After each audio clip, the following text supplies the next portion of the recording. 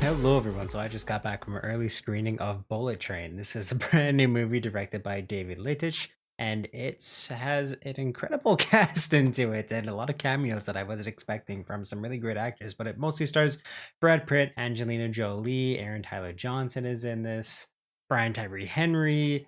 The list just goes on and on and on and on. But this movie comes in at about 2 hours and I think 5 minutes long total, and yeah, without further ado, let me get into my review for this movie. So I saw the trailer for this when I went to go see Nope a few weeks ago, and I thought that watching the trailer, I found that the trailer showed what I thought was this entire movie. I felt like it went from start to the beginning. I was expecting to go into this one watching a super generic turn your brain off action movie, and even though there were sequences like that in this film, holy moly, there was this movie really surprised me in a lot of ways in terms of how great the story was, how amazing some of these side characters were, how funny it was, how goofy it was, how gory and brutal and amazing the action sequences were.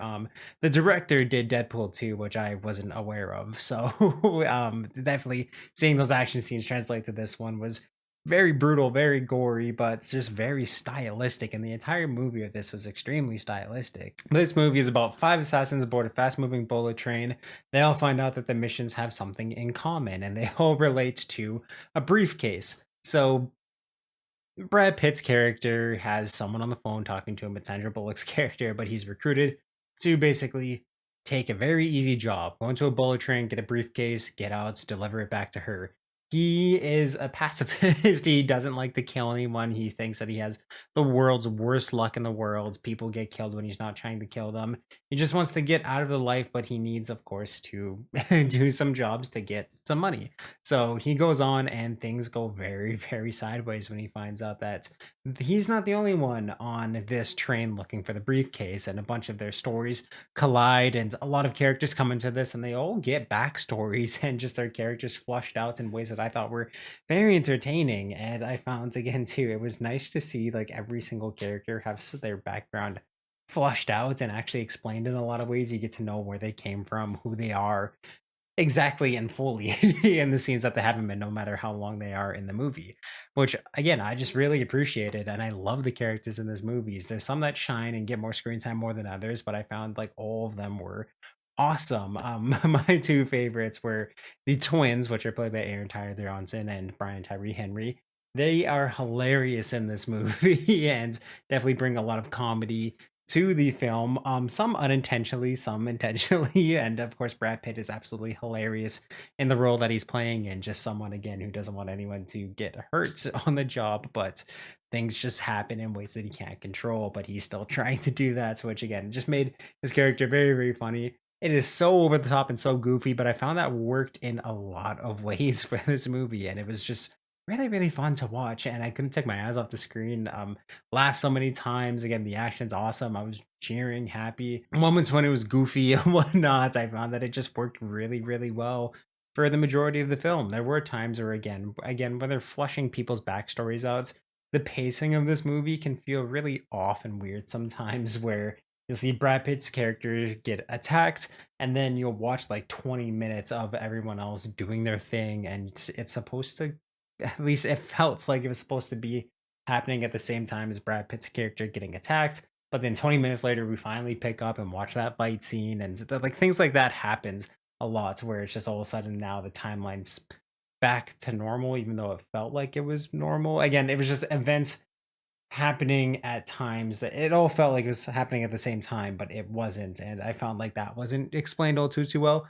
But that's barely anything to take too much away from this movie. I just found again sometimes that took away from the pacing of this movie. It can really slow down at points, but again, it was really, really, really entertaining. And I found that the way that they were again just able to tell the story and actually again just flush out everyone was absolutely awesome. There is a lot of cultures, personalities, styles that come into the character that are just each character is built up and based off upon, and how they all tackle this situation of again all being assassins working for different people or different motives, having the clash over this briefcase just again made for some really quirky, hilarious, awkward scenes that worked really in a lot of ways. I found really, again, with some of those pacing issues, a lot of it does kind of happen near the end of this movie where that's where it felt like this got way too over the top and way too goofy. There's a sequence that involves well, I can't really say too much, but near the climax of this movie, there's one part involving Brad Pitt's character that I found was just so goofy. That was the one where I was like, okay, this is a little bit too much. Where everything else I found was stylized enough for me to be like, okay, I dig it, it's fun. But yeah, near the end of the movie, the last final like action sequence, I just found was again just enough to push it a little over the top. But I mean, I still enjoyed it. It was kind of the ending I was expecting to happen anyways. So, in more of a generic way, nothing bad, but nothing good at the same time. But yeah, geez, the fights in this film were absolutely gory and brutal. And even when it has to be quick action, it was gory and fun in a lot of ways. But then when it got into the stylized, like sword fighting, hand to hand fighting, people using their different abilities, like one person's skilled with poison, one person's skilled with firearms, things like that, or one person's skilled with traps or booby traps, things like that. Just a lot of that blended so well together and was really, really fun and intense to watch in a lot of ways.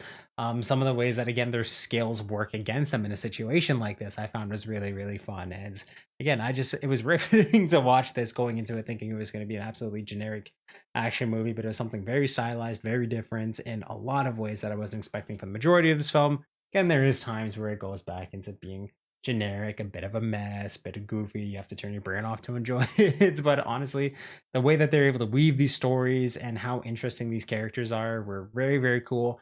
A lot of the cameos that come into it, I don't want to spoil it for people who haven't seen too much of the trailers, like myself, because a lot of them are just really, really fun. It's characters take off a mask or just come into frame all of a sudden. I'm like, holy shit, it's this person, it's this person. And looking through the cast and mixer, and I got it right afterwards. It was again just a fun experience, and these cameos worked in a lot of great ways where it wasn't just me thinking, "Oh, cool, it's this actress, I love her." It was, "Oh, cool, it's this actress, I love her."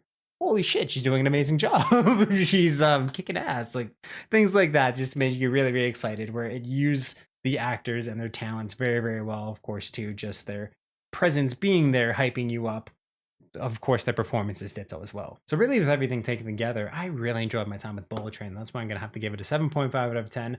I do recommend going into this one not knowing as much as you possibly can about it. Stay away from the trailer because, of course, it does kind of spoil where the events of this film lead up to, even though it is a little easy to kind of see where it is going to go in a lot of ways. But I had a lot of fun in terms of how they got there and how they told the story, and of course too just getting to learn and see all of these characters.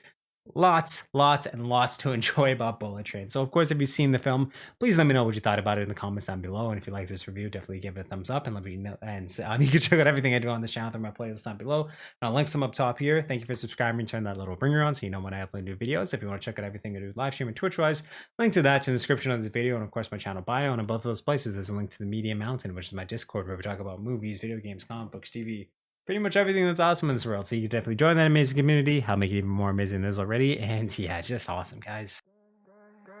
Sky blue eyes, I see a world behind them.